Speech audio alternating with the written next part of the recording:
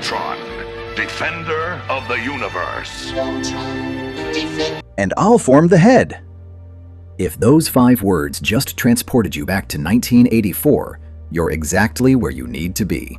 What most American kids never knew is that the real ending of Voltron was dark enough that it was completely erased from existence. We're talking family secrets that would make a soap opera blush, villains meeting brutal ends at the hands of their own slaves, and a prince falling into lava in utter despair.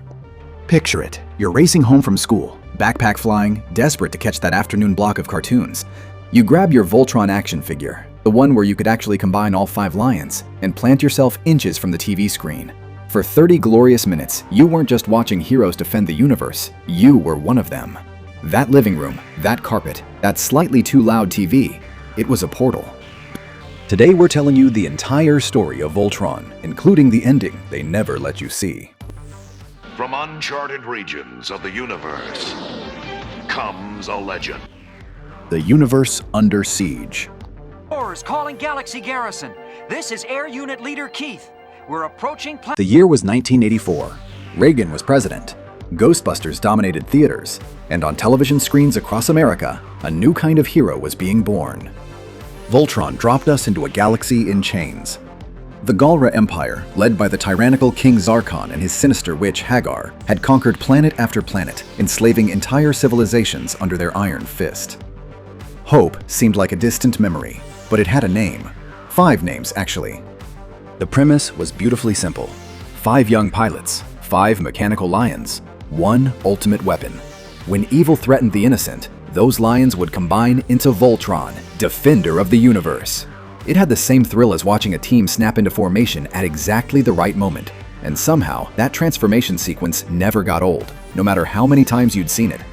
The ending of this story, though, the real one, is something most American kids never witnessed. Of Voltron, defender of the universe. A mighty role. The heroes we wanted to be.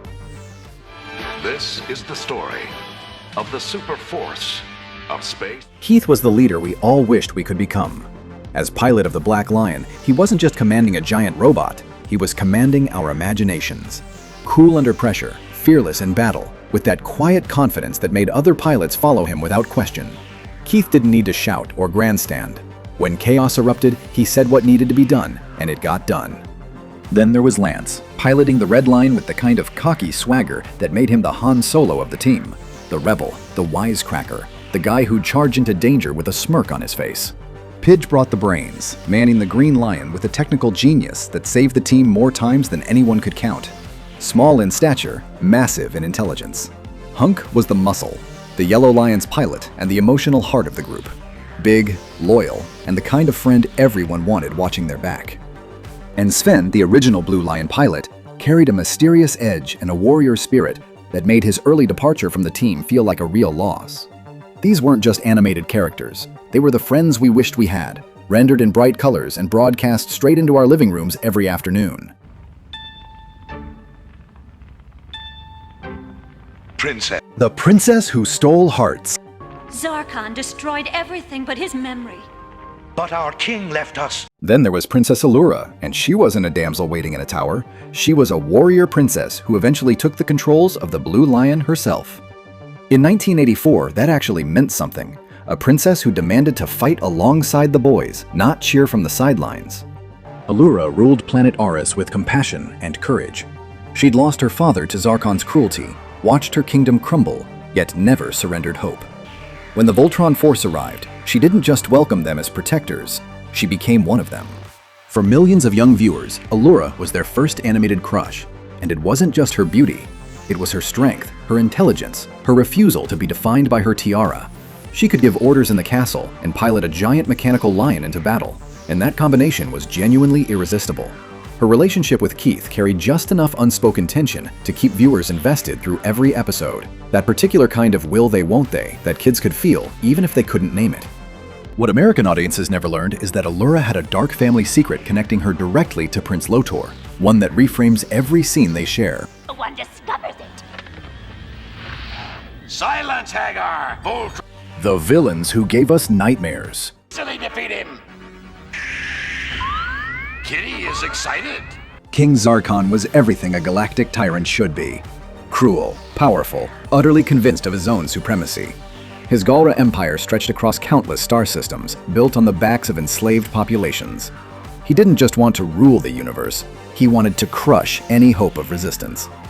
Witch Hagar stood at his side, a sorceress whose magic conjured the Robeasts, those giant monsters sent week after week to destroy Voltron.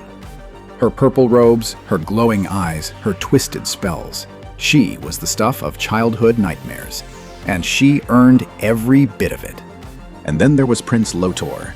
Where his father was brutal, Lotor was obsessed, particularly with Princess Allura. He didn't just want to conquer Aris, he wanted Allura for himself, a possessive hunger that made every confrontation feel uncomfortably personal.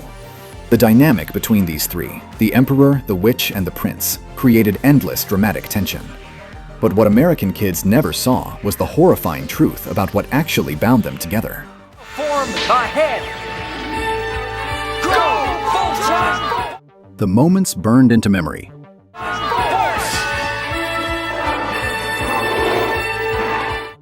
Every Voltron fan has the same moment locked somewhere in their memory. The Lions are getting beaten, Zarkon's latest Robeast is tearing through their defenses, everything looks hopeless. And then... Form feet and legs, form arms and body, and I'll form the head. The transformation sequence. That music.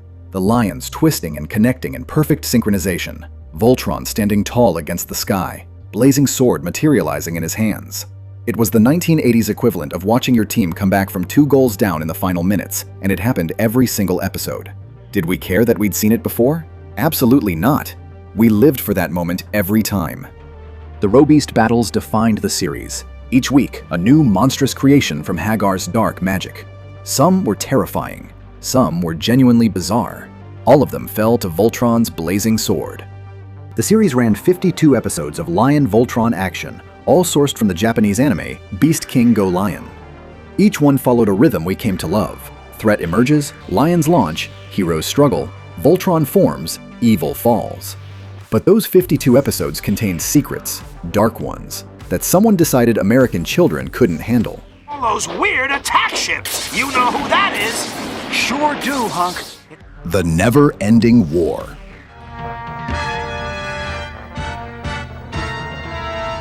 There's something strange about Voltron that you might not have consciously registered as a kid. The war never really ended. Week after week, the Voltron force would defeat Zarkon's forces. They'd destroy his Robeasts, foil his plans, send Lotor running home in defeat. Victory after victory. Yet Zarkon remained on his throne. Hagar kept brewing new monsters. Lotor kept scheming to capture Allura. The status quo reset like clockwork, and nobody questioned it because the individual episodes were so satisfying in the moment. For American viewers watching syndicated reruns, the Lion Voltron storyline simply continued, with no resolution in sight. There was no climactic final battle, no definitive triumph. The story either transitioned into Vehicle Voltron, a completely different team fighting completely different villains, or just kept recycling episodes. King Zarkon, Witch Hagar, and Prince Lotor remained eternal threats, their ultimate fates left floating in ambiguity. It was like watching a championship game that went on forever, thrilling in the moment, but ultimately without resolution. This wasn't an accident or poor planning. The real ending existed. It just wasn't meant for American eyes. Us out on assignment someplace else. Hey, maybe they'll call us back to join the... The ending they hid from you. Bando! My dear brother, I thought I'd never see you again, but here you... In Japan, Beast King Go Lion ended with episode 52, titled The Death of Honerva. That title alone tells you this wasn't your typical cartoon finale. The Go Lion team launches their final assault against the Galra Empire, but before the climactic battle, devastating truths emerge. Princess Fala, which is Allura's Japanese name, discovers she shares blood with her obsessive pursuer. Prince Syncline, the character American audiences knew as Lotor, is revealed to be her half-brother. Both are children of Emperor Dibazal. The man who murdered her father and destroyed her kingdom was her own flesh and blood. Every time Lotor pursued Allura, every possessive glance, every attempted kidnapping, he was hunting his own sister. And there's more. Honerva, the character we knew as Witch Hagar, is revealed to be Syncline's biological mother. The cackling sorceress wasn't just Zarkon's servant, she was the mother of his heir, a secret she'd apparently kept through years of scheming and monster-making alongside the very man who fathered her child. This reframes everything we thought we understood about these three villains, and the relationships holding them together. Release Electro-Force Cross! The fall of the Empire. I've escaped from the Robeast, and now, after Lotor is defeated, The finale delivers justice in the most brutal way possible, and not through Voltron's blazing sword. Emperor Dibazal falls to the people he enslaved. The oppressed populations of planet Galra rise up against their tyrant and show him the same mercy he showed them. None. It's the kind of ending that feels earned, in a way a heroic battle strike never quite could. The man who built an empire on suffering dies at the hands of those he crushed beneath his boot. Meanwhile, Minerva faces her own reckoning in the chaos of the final battle. The witch who created countless monsters, who served evil so faithfully and for so long, meets her end at the hands of her own son. And Syncline, Lotor, after watching his mother die, watching his empire crumble, after losing everything he ever schemed to possess, makes one final choice. He throws himself into lava.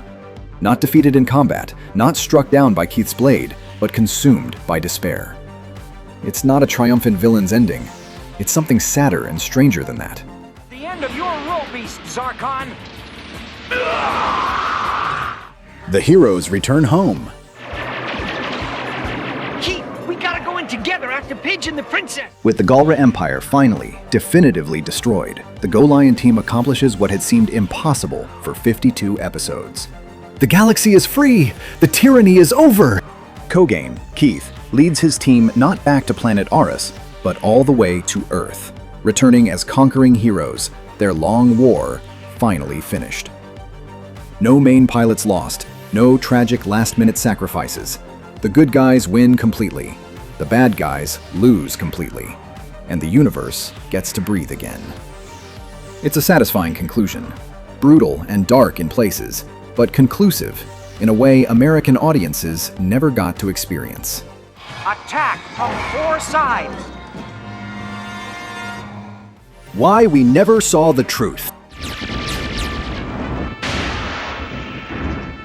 stop them! American broadcast standards in 1984 were clear on a few things. Explicit death, especially of recurring characters, was forbidden. Family drama with incest implications, even half-sibling revelations, was unthinkable for a children's time slot. Suicide, even by a villain, absolutely could not air. So the censors went to work. King Dibazal's death was removed. The slave uprising was gone. Minerva's maternal connection to Syncline was erased completely. Syncline's desperate final act never happened, as far as American kids knew. The truth that Allura and Lotor shared a father, that their endless conflict was actually a family feud of the darkest kind, was completely excised. American Hagar remained simply Zarkon's witch. American Lotor remained simply Zarkon's son. The connections that made the finale so dramatically powerful were severed, leaving behind a sanitized version that resolved nothing. Instead of closure, we got continuation, or a transition to Vehicle Voltron, a completely different story with completely different characters that never quite captured the same magic. Voltron will be back after these messages. The legacy lives on.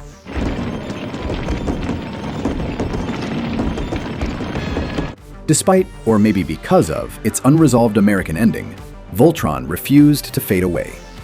The property returned in 2011 with Voltron Force, a sequel series picking up where the original left off.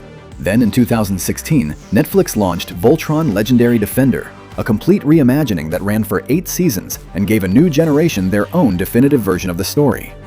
Each revival found a new audience, while the original fans were still out there, still carrying those memories.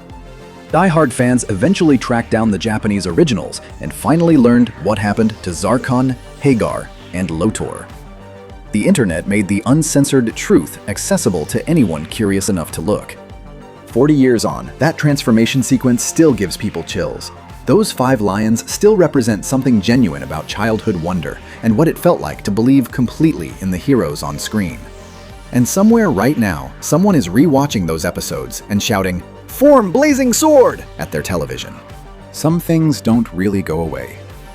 From 5 brave pilots defending the universe to family secrets hidden across oceans, Voltron's story was bigger and darker than any of us knew growing up. We thought we were watching heroes triumph week after week, never realizing the real ending had been locked away. An ending where enslaved people overthrew their master, where a mother died at her son's hands, where a prince chose oblivion over defeat. For a generation of kids racing home from school, Voltron was a promise that good could triumph over evil, that 5 individuals could become something greater together, that those 6 words, "and I'll form the head," meant salvation was on its way. That promise still echoes. Which line would you have piloted? Were you a Keith leading from the front, or a Lance charging in with attitude? Maybe you saw yourself in Allura, proving that pilots didn't have to wait to be rescued. Let us know in the comments and subscribe to the Vintage Vault for more deep dives into the shows that shaped us. Form Voltron.